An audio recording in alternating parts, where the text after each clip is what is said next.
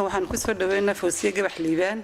oo maanta ku soo dhaweey wadankeeda hooyo Soomaaliya Hargeysa halkan waxa uu isugu yimid ku soo dhaweeyay habli ururka qaranka ee kulmiye dhamaantood si fiican u soo dhaweeyeen halkan waxa fadhiya gudoomiye qaranka garabka haweenka ee Somaliland عن عمر ليه waxa kala joogay la taliyaha maayarka duqa magaalada Hargeysa Hodan Axmed waxa kala fadhiya gudoomiye hore ee qaranka haweenka ee Somaliland Anisa Nuur Cigaal gudoomiye xigeenka Sitiin hablihii garabka haweenka oo dhan gudoomiye Axmed Dagax gudoomiye Juun hablihii xaafada cudub kaba harin waxaan ku soo dhaweynay hadalka imkana ee daday عن عمر ليه gudoomiye qaranka ururka haweenka bismillaahir rahmaanir rahiim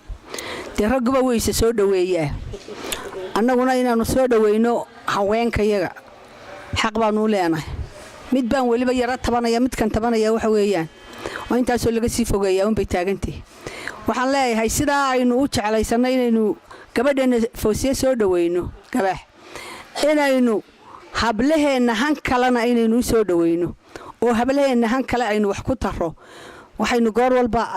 aynu nidaahnaa ragiba sida noo galay rag waxba inoomay gelinay inaga isu galay waxaan leeyahay in sharci wax ku diidayana ma jirto sharcigeenu wuxuu inoo ogol yahay inaynu madax noqono wuxuu inoo ogol yahay inaynu madaxda wixii aan diintuna de xad bay leedahay waxay ka reebtay allaala wax kale ka reebtay ma jirto way ku ogoshay inaad madax noqotid way ku ogoshay inaad xoolo yeelatid marka waxa weeyaan way ku ogoshay inaad shaqaale noqotid intaas oo dhan diinteena inoo ogolaatay wixii alla inoo ogolaadayna waa inaynu inaguna ku dadaalaa haddaynu ku xisaabtano qarnigii 11aad ee looran jiray dumarku maxay ahayd uun meelaha ha joogan iyo aqalka ka soo bixin iyadoo gabadhu hadda habeenkii waranayna birito meeshaasaan tagayay debalila taliyo maxaan qabanaa inta u dhiibtay intii yareeday isaga ku jirtay iyo labadaba iyo la tagaa shirkii ninkaas wuxuu noqonayaa haday gabadhu gabadhe aqli la tahay wuxuu noqonayaa nin ka soo baxo goor walba loo yeedho waana maxay ahayd gabadha sababtu waa gabadhe maaha ninkoo kaliya lamaana wanaagsan haduu meesha joogo waxbay noqonayaan marka laakiin raggu way jecel yihiin inaan kursigan yar iyo meeshan yar iyo inaan lagu soo doono way jecel yihiin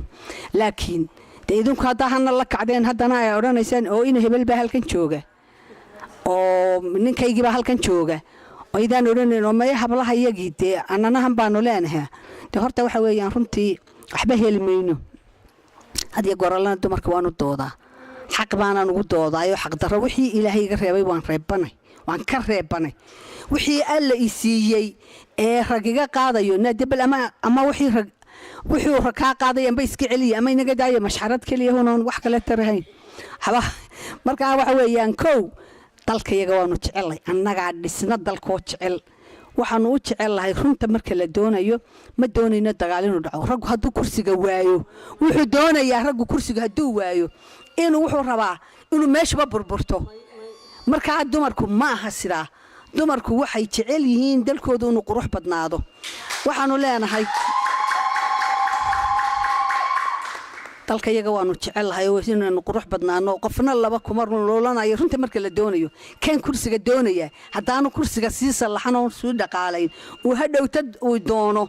inuu maxay hayda imika haduu sii dhiidhiyo hadhow halkeeba kursiga ka helaya ma heli karo kursi marka waxa weeyaan waxaan leeyahay kan kale hoo raga cid kuma diidana qof kaliyana uma ogolin inuu qof uu waligii ku soo taagnaado ma ogolin runta kaaga marag oran mayno waxa weeyaan kii wax qabtayna inaynu u qabro wuxuu qabtay kii aan wax qabanna damabuu qabano dadkii oo dhan baa wada arkaya marka anigu waxaan leeyahay anigoo marna Somaliland ku soo leexday oo tilmaamaya waxaanu xaq u lahayn marna aan wixii aynu gobonimadeena ku hananayno aynu u tudno dalkeena aynu u tudno dalkeenu ma sha Allah wuu qurux badan yahay ilaahay umba anu waxaan soo galay dalka markii waatiina laga saaray xaqiiqadii waxaan soo galay 2 bilood markii lagu jiray gaari yar oo taxi aan 4 dhabanood oo leeyahay dhabaniba gaar bay ahayd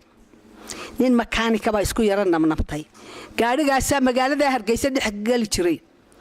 umusha waxa lagu qaadi jiray airport waxa lagu tagi jiray Siisow umusha waxa lagu qaadi jiray maxay hayday Siisow haddii gaadhigaa yare midhkaa yar la waayo saakana meel allaala meelaanu soo maro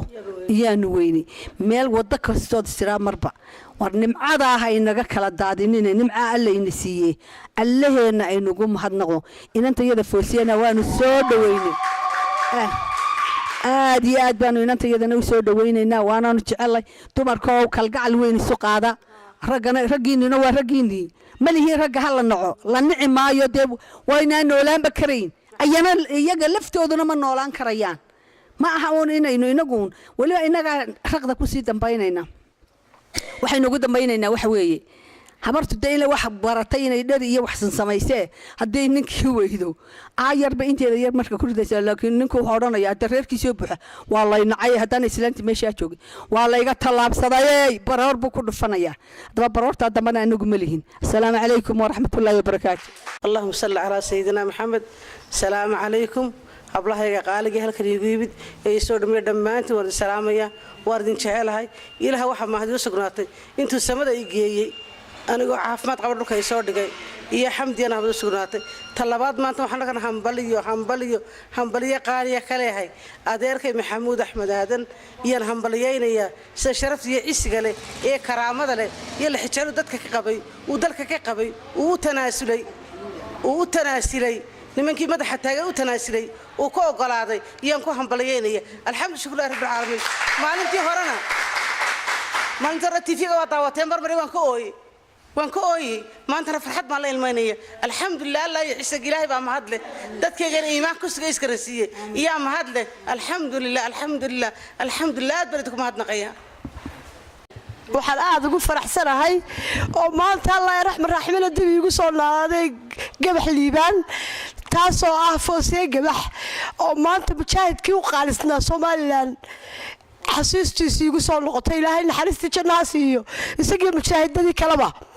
waxa aad iyo aad aan ugu faraxsanahay inaan maanta la kulmo foosiya oo nabad qab loogu timid wax weeye aad iyo aadna waxaan ugu hambaliyeynayaa maanta madaxweynaha Soomaaliland ee qaaliga ah ee maanta tulaasilka sameeyay iyo wanaaga badan iyo quruxda loo sameeyay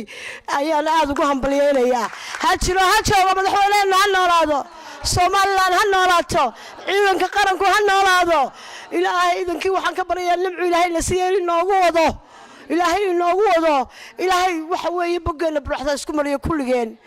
waxa weeye ragguba way soo dhaweeyeen halkii gudoomiyaha iyaga ragooda waan la soo dhaweynaa anagu maanta anaga kaliya soo dhaweynaa foosiye gabax liibaan hambaliyo imaatinkeeda